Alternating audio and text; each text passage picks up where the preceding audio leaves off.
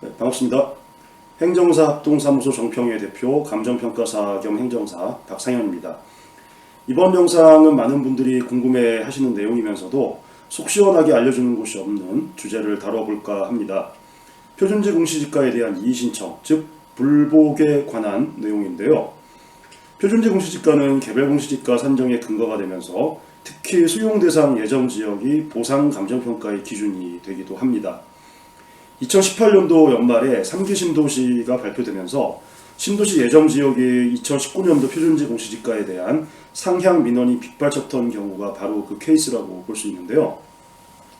사업인정고시가 나는 해의 공시지가가 보상이 기준이 되기 때문에 그런 것이라고 보시면 되겠습니다. 이번 영상에서는 표준지 공시지가 불복 방법에 대해서 살펴보고 개별 공시지가에 대한 이의신청은 별도의 영상을 통해서 다뤄보도록 하겠습니다. 표준지 공시지가에 대한 불복 방법은 크게 세 가지가 있습니다. 공시 절차에 따라 순차적으로 쓸 수 있는 방법인데요. 가장 먼저 의견 제출을 할 수 있고 그 다음으로 이의신청을 할 수 있습니다. 최종적으로는 행정심판이나 행정소송을 제기할 수도 있습니다. 의견 제출은 공시 예정 가격이 통보되는 시점에 할 수 있는 방법입니다. 보통 공시 예정 가격이 개별 통지되면서 12월 하순에서 1월 중순에 제기할 수가 있습니다. 이의신청은 매년 2월 중순경 표준지 공시지가가 최종 결정 공시되면서 공시일부터 30일 내에 제기할 수가 있습니다. 대략 한 달 정도니까 3월 중순 정도까지 제기하시면 되겠습니다.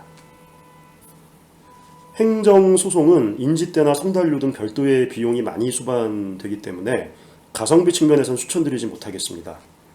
행정심판을 기준으로 말씀드리면 행정심판법에 따라 이의신청에 대한 결과서를 등기로 수령하신 날부터 90일 내에 행정심판을 제기하시면 되겠습니다. 다음은 세 가지 불복 방법에 대해서 하나하나 체크를 해보겠습니다. 먼저 의견 제출은 공시 예정 가격이 공개되는 시점인 공시지가 예정안에 대한 열람 및 의견 제출 기간 내에 제출하시면 되겠습니다. 보통 제출 기간은 20일 정도가 주어지게 됩니다. 의견 제출 방법은 의견 제출서의 법정 양식에 의견 내용을 기재해서 제출하시거나 공시가격 알림이라는 사이트를 통해서 인터넷으로 제출하실 수도 있습니다. 의견 내용이 제출되면 담당 감정평가사가 의견 내용을 검토해서 반영 여부를 결정하게 됩니다. 제 실무 경험상 2단계에서 의견 내용이 반영되어서 공시가격이 수정되는 경우는 극히 드물었습니다. 다음은 이의신청인데요.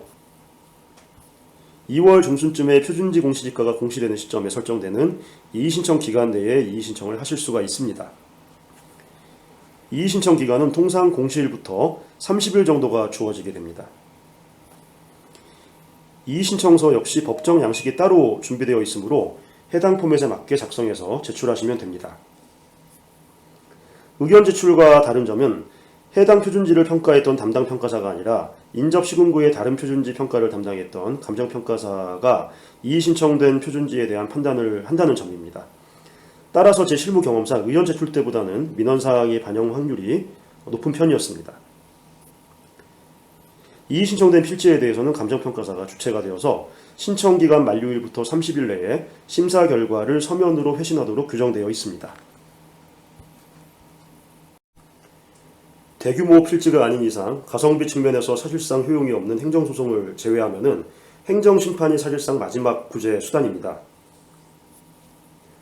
행정심판은 행정심판법의 적용을 받기 때문에 이의신청 결과를 회신한 날, 즉 등기 우편을 받으신 날부터 90일 내에 제기하시면 됩니다.